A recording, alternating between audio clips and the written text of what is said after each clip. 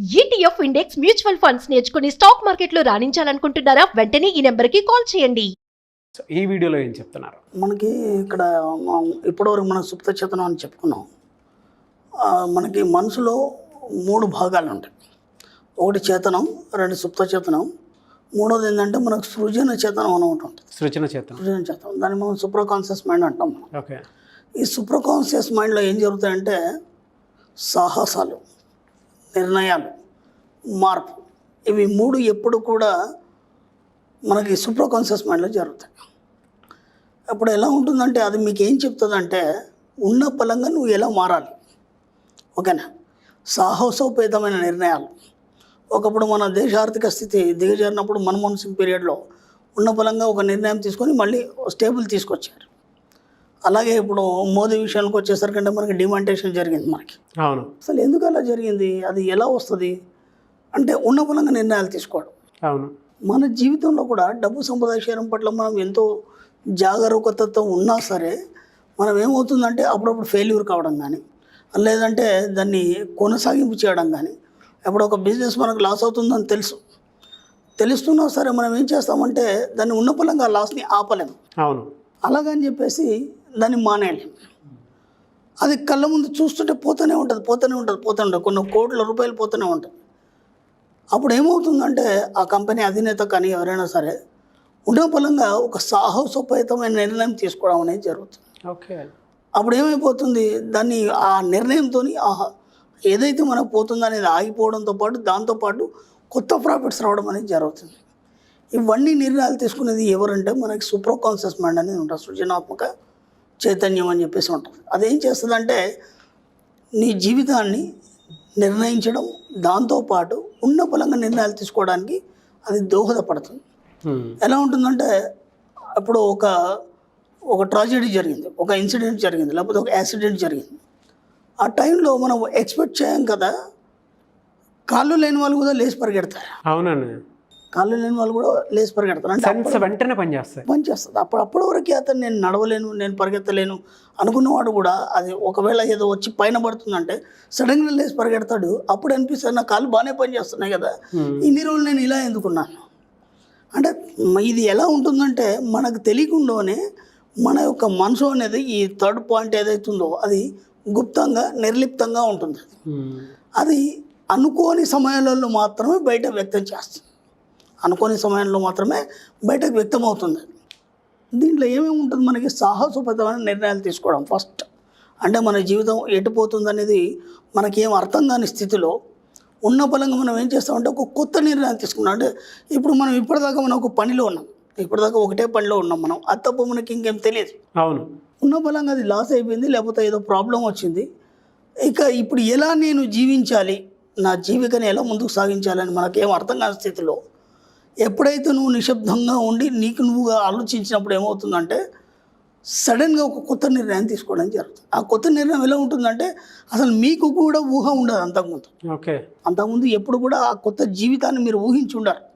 అలా ఒక కొత్త జీవితం అనేది మీకు ఇంట్రడక్షన్ అవుతుంది. అలాగే గొప్ప గొప్ప నిర్ణయాలు, ఇప్పుడు ఒక తాజ్మహల్ కట్టాడు ఆయన.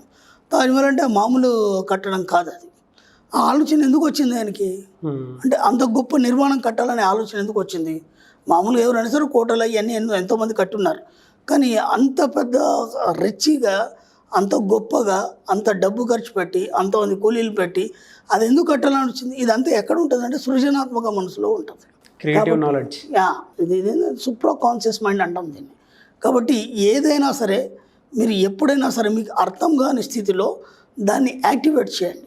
ఆటోమేటిక్గా మీ లైఫ్లో ఒక కొత్తదనం వచ్చేసి మీ యొక్క జీవితం అనేది సాఫీగా సాగిపోయే అవకాశం ఉంటుంది. దాన్ని ఎలా యాక్టివేట్ చేయాలి, అసలు అది ఎలా పనిచేస్తుంది, మనకు స్పెషల్ క్లాస్లో దాని మీద ఒక 2 గంటల సబ్జెక్ట్ ఉంటుంది. వీలైన వాళ్ళు రావచ్చు, దాన్ని తెలుసుకోవచ్చు. మన సుప్త చేతనాత్మక మనసులో ఉన్నటువంటి సృజన చేతనం అనేది ఎలా పనిచేస్తుంది. ఓకేనా? ఇది చాలా మనం దీన్ని ఎక్కువ డిస్కస్ చేయలేము మనం దీన్ని, ఎందుకంటే దానికి చాలా సబ్జెక్ట్ ఉంటుంది. కాబట్టి ఇది ఎక్కడ పనిచేస్తుందంటే సాహసోపేత నిర్ణయాలు తీసుకోవడం, మీ జీవితంలో కొత్త మార్పు తేవడం, అలాగే ఉన్న పలంగా డెసిషన్స్ తీసుకోవడం. ఉన్న పలంగా ఇప్పుడు ఒక వ్యక్తి ఉన్నాడు, రెగ్యులర్గా ఒక వ్యసనం ఉంది అతనికి, సడన్గా అంటే నేను రేపటి నుంచి అది తీసుకోను. ఎంత స్ట్రిక్ట్గా ఉంటాడంటే అసలు మనమే ఊహించాం అసలు ఈ వ్యక్తి ఇలా చేస్తాడా, ఇది ఎంతవరకు కరెక్ట్, అసలు ఎలా ఉండగలిగినావు, మనమే ఆశ్చర్యపోదాం, ఎలా ఉండగలుగుతున్నాను, ఇంత ఉన్నపలంగా ఎలా తీసుకున్నావు. ఇవన్నీ కూడా మనకు సృజన చేతనంలో జరుగుతాయి. ఎక్సలెంట్ సబ్జెక్ట్ అనేది, దాన్ని చాలా లోతుకి వెళ్ళినప్పుడు మనకు అది అర్థమవుతుంది. ఒక్కొక్కటి ఎక్కడెక్కడ ఏ స్టెప్లో మనం ఏ నిర్ణయాలు తీసుకోవాలి, దాన్ని ఏ టైంలో మనం ఉపయోగించినప్పుడు మార్పు ఎలా సంభవిస్తుంది. సాహసోపేతమైన నిర్ణయాలు, ఒక ఎవరెస్ట్ ఎక్కడం అనేది ఒక కామన్ మ్యాన్కి చాలా ఇబ్బంది. అదే లక్ష్యంగా పెట్టుకునే వాడికి చాలా ఈజీ అది. ఎందుకంటే ఖచ్చితంగా ఎక్కి తీరాల్సిందే.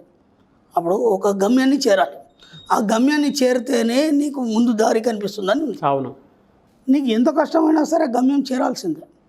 ఆ గమ్యం చేరడానికి అతి కష్టమైనటువంటి దారి ఉంది, మీరు వెళ్ళలేని పరిస్థితి. ఆ టైంలో మీకు ఏం చేస్తుందంటే సృజన చేతనం అనేది మీకు ప్రోద్బలం అందిస్తుంది. ప్రోద్బలం అందించి మీకు ఏ పరిస్థితిలో అయినా సరే ఆ గమ్యాన్ని చేరడానికి అవకాశం కల్పిస్తుంది. అంటే ఎలాంటి నిర్ణయం, అసలు మనం ఊహించని నిర్ణయాలు, ఎవరు కూడా ఎక్స్పెక్ట్ చేయని నిర్ణయాలు, సాహసోపేతమైన నిర్ణయాలు. అంటే ఎలా ఉంటుందంటే ఒక కొత్త మార్పు.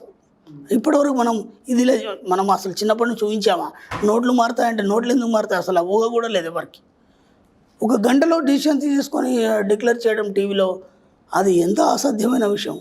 ఆ ఉన్న బలంగా నిర్ణయం తీసుకోవడంతో పాటు తర్వాత ఏందనేది కూడా ప్లాన్ ఏం లేదు.